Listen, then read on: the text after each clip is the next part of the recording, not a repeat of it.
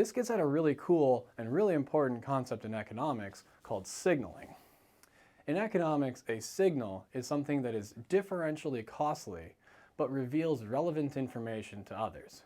For example, graduating from college has a component to it that is a signal in that having a diploma gives prospective employers evidence that you are able to motivate yourself to work, that you are able to turn in quality work on time, and that you are at some level an adult in terms of how responsible you are.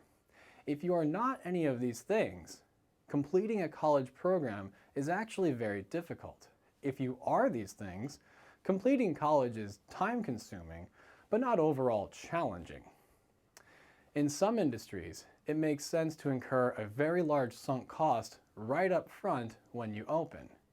So for example, in the olden days, before the rise of the internet, banks, for example, were often operated out of expensive and ornate buildings.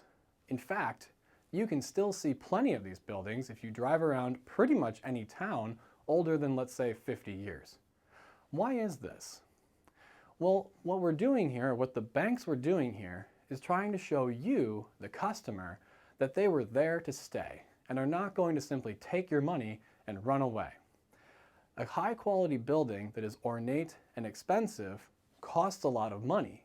Therefore, the only banks that would be willing to do that are the ones that actually expect that they are going to be there for a long, long time, such that they can recover that tremendous expense. A bank that wasn't sure that it was going to be able to make it would never incur such a large expense up front because the odds would be very good that they would simply lose that money. So why would they do this? Well, before, in the days before the internet, it would be much harder for you or the cops to track down a bank if they simply took your money and ran off to somewhere else. But if the bank spends a lot of money constructing an expensive building, the only way for them to actually make money is if they stay in town and offered you a quality service over a long period of time. And so when you walked into a bank and saw that it was very expensive, ornate, and fancy, you could do so with some assurance that that bank had every intention to stay around for a long, long time. So how does this apply to medicine? Well, in the medical field, doctors' offices would be typically very ornate, very expensive. They might have very fancy wallpapers or very fancy wood paneling.